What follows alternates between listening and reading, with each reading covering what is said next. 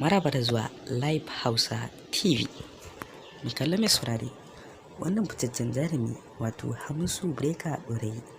Tabbas Hamisu Breaker Ɗorayi jarumi ne a masana'antar Kannywood kuma fitaccen mawaƙi ne, jajirtaccen mawaƙi. Tabbas da Hamisu Breaker Ɗorayi tare da Mummy Gombe sun je wani taron biki wanda tabbas Hamisu Breaker Ɗorayi tare da Mummy Gombe sun sha mamaki sosai fiye da yadda ake zato. Mai kallo mai saurare, kan kai gaba ka ji labari sai yake cikakke a cikin wannan tashar tamu mai albarka wato Live Hausa TV.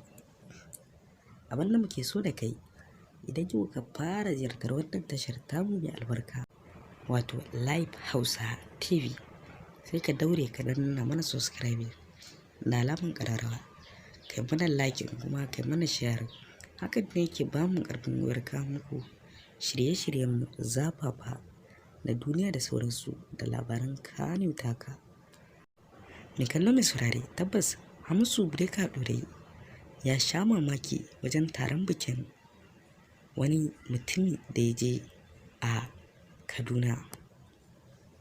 Tabbas tare da Mummy Gombe aka gayyace su, kuma mutane da yawa da dama suna jita-jita akan Mummy Gombe da tare da Hamisu Breaker Ɗorayi. Yayin da mutane da yawa da dama suna cewa Hamisu Breaker Ɗorayi da Mummy Gombe tabbas sun samu saɓani a tsakaninsu, ko akwai wani abu da ya shiga tsakanin Mummy Gombe tare da Hamisu Breaker Ɗorayi. Tabbas ba haka bane ba, kuma mutane da yawa da dama sun musu mugun fassara ne.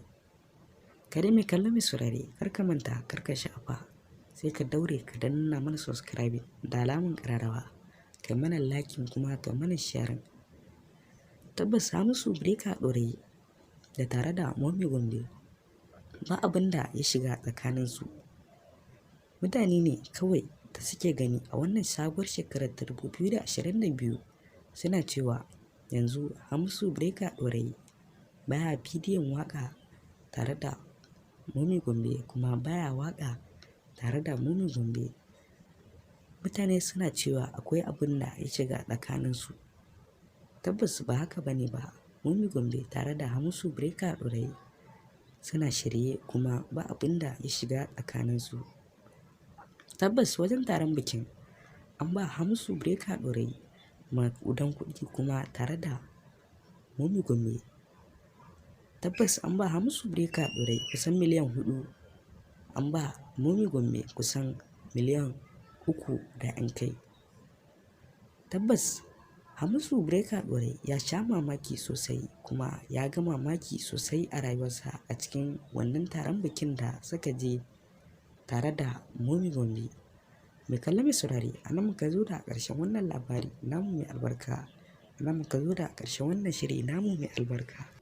Ka biyo mu a cikin wannan tashar tamu mai albarka domin jin labari cikakke, sai har labari a cikin wannan tashar tamu mai albarka. Abin da muke so da kai, idan yau ka fara ziyartar wannan tashar tamu mai albarka, sai ka daure ka danna mana subscribe da alamar ƙararrawa, kai mana like kuma kai mana share. Mun gode, wassalam.